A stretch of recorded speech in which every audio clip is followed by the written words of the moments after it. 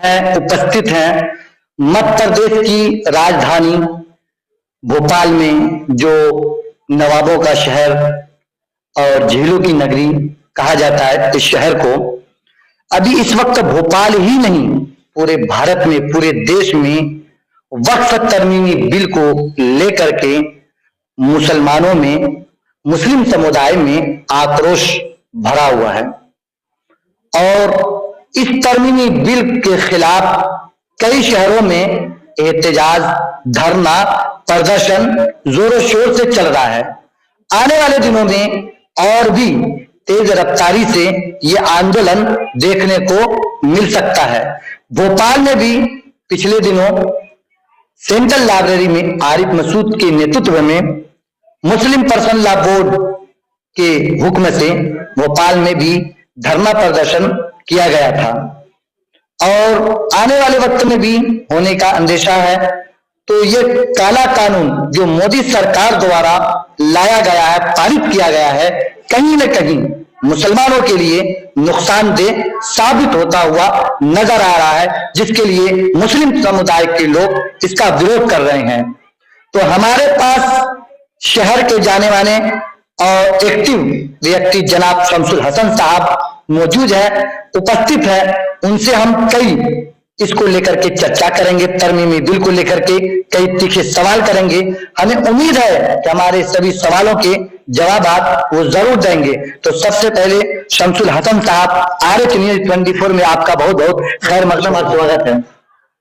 बहुत बहुत शुक्रिया सर। मेरा ये सवाल है कि अभी पूरे देश, भोपाल ही नहीं पूरे देश में ये काला कानून को लेकर के जिस तरीके से मुसलमानों में गुस्सा है, आक्रोश है, धरना, प्रदर्शन, एहतजाज जोरों शोर पे है और तेजी से ये बढ़ता हुआ जा रहा है, तो ये कानून को लेकर के, ये संशोधन बिल को लेकर के आप क्या कहना चाहेंगे? बिल तो देखिए, एक बात समझ लीजिए, बिल तो गलत ही है, संपूर्ण गलत है। गलत मानते हैं? हाँ, क्यों नहीं होगा बिल? हालांकि हम बिल को जरूर गलत कहेंगे, लेकिन हम चाहते हैं कि संशोधन हो, उसमें संशोधन होके हमारे यहाँ, हमारे तमाम देश के बड़े उलमाओं को लेके, तमाम यहाँ के पूर्व आईएएस, देश के पूर्व आईएएस, आईपीएस, इंजीनियर्स, डॉक्टर्स, सबको लेके बैठ के अगर ये तय करके अगर ये बिल लागू करते, तो यकीनन उसमें जो मुस्लिम विरोधी जो लाइनें हैं, एक दो पॉइंट्स हैं, उनको क्लियर करके लागू करते तो हमें एतराज नहीं होता। लेकिन चूंकि आपने जिस तरह के कानून लाए, उससे तो यकीनन लग रहा है हमें कि देश में आज जिस तरह के हालात हमें दिख रहे हैं,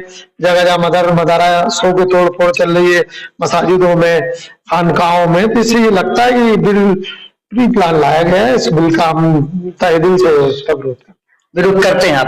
तो बीजेपी लेकिन एक ढंढोरा पीट रही है, जगह जगह ये ऐलान कर रहे हैं, भाषण में भी कई जगह जाकर के कि ये बहुत अच्छा है, मुसलमानों के हित में है, मुसलमानों के फायदे के लिए।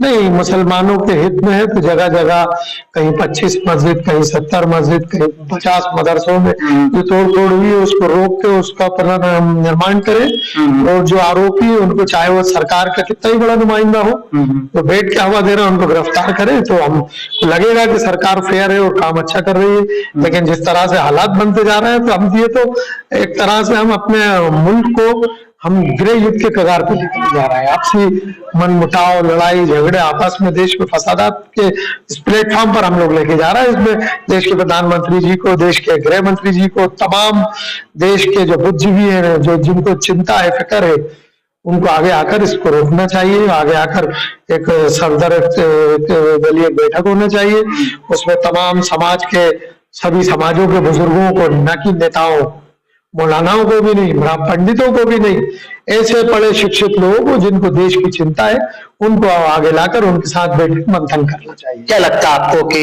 इस तरह से, जिस तरह से आप लोगों के समुदाय के लोग दबाव बना रहे हैं, तो क्या इससे क्या वो वापिस? नहीं, बिल तो वापसी की संभावना नहीं है, क्योंकि हमारी कौम की जो रहबरी है बड़े गलत हाथों में है। अगर सरदारों की तरह, किसानों की तरह रहबरी सही हाथों में होती तो यकीनन इस मुल्क में हम पंजाबियों से 20 गुना ज्यादा है, हम लोग किसानों से बहुत ज्यादा है। 40 करोड़ की आबादी है। अगर हमारी रहनुमाई, ये देखा गया, लोगों के हाथ में होती है, ये देखा गया पिछले कई मोदी सरकार द्वारा कई कानून लाए, जब उसका विरोध हुआ बड़े पैमाने पे, तो मोदी सरकार को कहीं न कहीं मजबूर होकर वापस लेना पड़ा। क्या वो जो बिल जो वापस हुए, क्या वो मुस्लिम समाज से ताल्लुक रखते थे क्या? ये तो मुस्लिम समाज के लिए बनाया जा रहा है।